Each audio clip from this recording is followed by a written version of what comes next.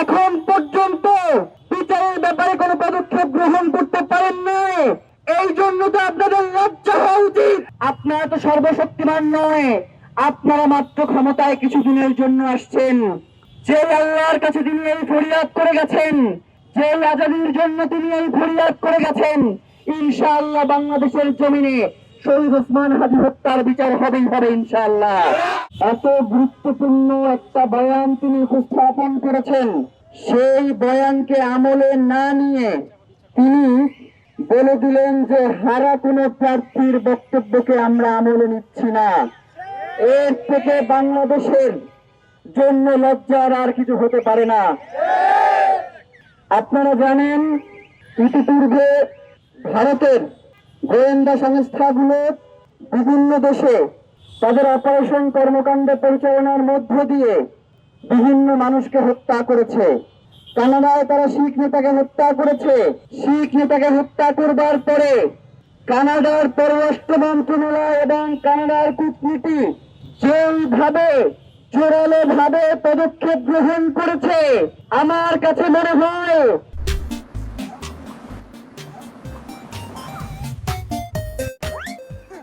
যে এইটা ভারতের পররাষ্ট্র মন্ত্রণালয়, এইটা বাংলাদেশের পররাষ্ট্র মন্ত্রণালয় না। আমরা আপনাকে আহ্বান করি, শহীদ ওসমান হাদী এই দেশের আজাদীর সন্তান।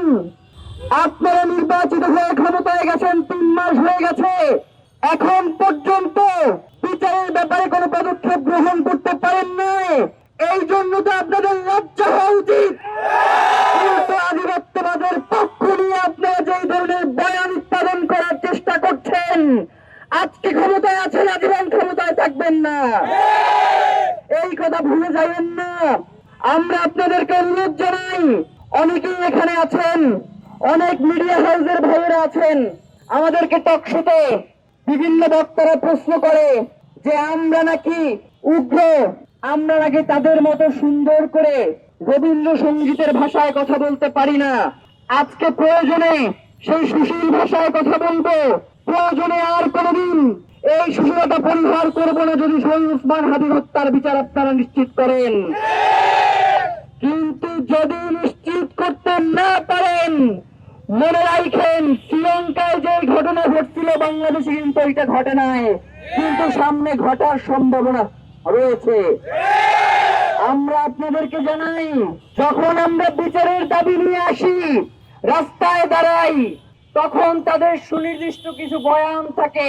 শহীদ ওসমান হাদীর সঙ্গে এই খুনিদের কারা পরিচয় করিয়ে দিল।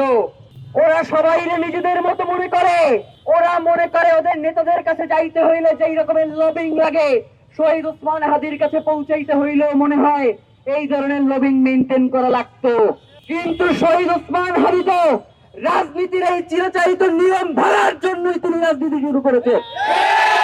সুতরাং যারা এই প্রশ্নগুলো সামনে এনে শহীদ ওসমান হাদীর সুবিচার নিশ্চিতকরণে বাধা সৃষ্টি করবার চেষ্টা করছেন, আপনাদেরকে একটা কথা বলে দিতে চাই, শহীদ ওসমান হাদী তার জীবনের শেষ দিনে তিনি ওসিয়ত করেছিলেন যে যদি আমাকে হত্যা করা হয়, আমার বিচারটুকু নিশ্চিত করেন।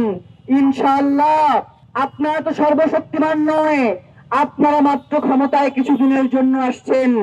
যে আল্লাহর কাছে তিনি এই ফরিয়াদ করে গেছেন, যে আজাদির জন্য তিনি এই ফরিয়াদ করে গেছেন, ইনশাআল্লাহ বাংলাদেশের জমিনে শহীদ ওসমান হাদী হত্যার বিচার হবেই হবে ইনশাআল্লাহ।